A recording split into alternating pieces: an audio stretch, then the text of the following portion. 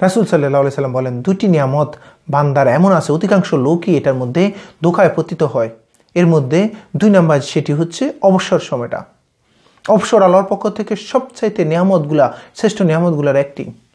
এই অবসর সময় পাই বান্দা বেশি থেকে বেশি বেউসুল করা শুরু করে, বেশি থেকে বেশি পাপ কাজে নিমজ্জিত থাকে, বেশি থেকে বেশি সে শয়তানের কাজে নিমজ্জিত থাকে। যে মালিকটার অবসর সময়টা আপনাকে দিল, সেই মালিকটার দিকে একটুও তাহাজ্জুদ হইলেন না।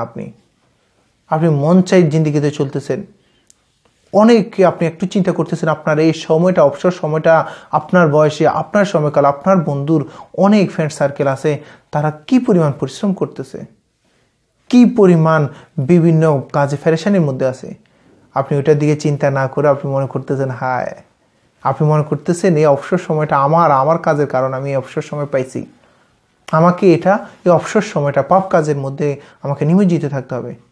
অবসর পাইলে আমরা যত প্রকার গান বাজনা বিনোদন সমস্ত কিছু, আমরা অবসর সময়টা কাটাই কোথায়?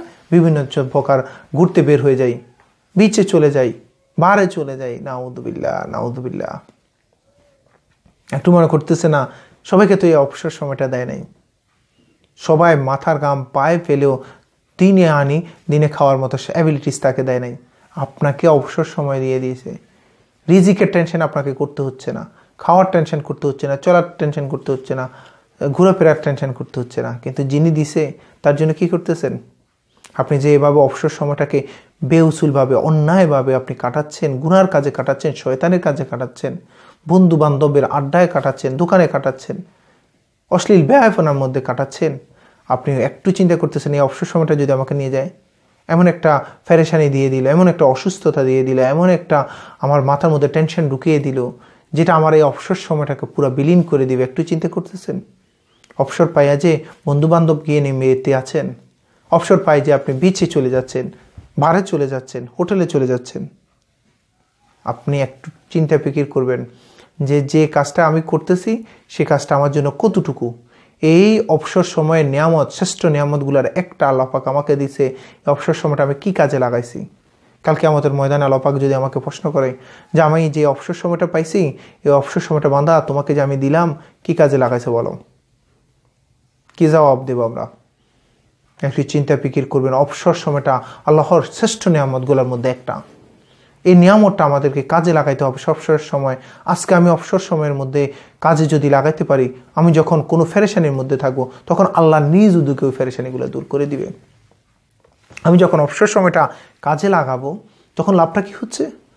আমি অবসর সময়ে 1000 বার আমি দুরূদ শরীফ পড়ে ফেললাম। অবসর সময়টা আমি বেশি থেকে বেশি নামাজে কাটিয়ে দিলাম। অবসর সময়টা আমি বেশি থেকে বেশি রোজার মধ্যে কাটিয়ে দিলাম। অবসর সময়টা আমি বেশি থেকে বেশি দিনের কাজে লাগিয়ে দিলাম। অবসর সময়টা আমি বেশি থেকে বেশি আল্লাহর জন্য দিয়ে দিলাম। যখন আমি ফেরেশানির মধ্যে থাকবো, আমি ব্যস্ততার মধ্যে থাকবো, কাজের মধ্যে থাকবো, টেনশনের মধ্যে থাকবো, তখন ওই অবসর সময় আমি যেভাবে কাটাইছি ওই সম পরিমাণ ল্যাগ আল্লাহ পাক বলবে যে আমার বান্দা তো অবসর সময়কে অনেক কাজে লাগাইছে, সে যদি এখন অবসর থাকতো, এখন এইভাবে ন্যাক করতো। তোমরা হে ফেরেশতারা আমার ওই বান্দার ওইভাবে পাইকারি হারে তোমরা কি করো, ন্যাক লেখার কাজে তোমরা কখনো বন্ধ করে না, কলম বন্ধ করে না, লিখতে থাকো লিখতে থাকো লিখতে থাকো ওই সময়টাকে আমরা। তাহলে আপনি দেখেন পাচ্ছেন কতটুকু।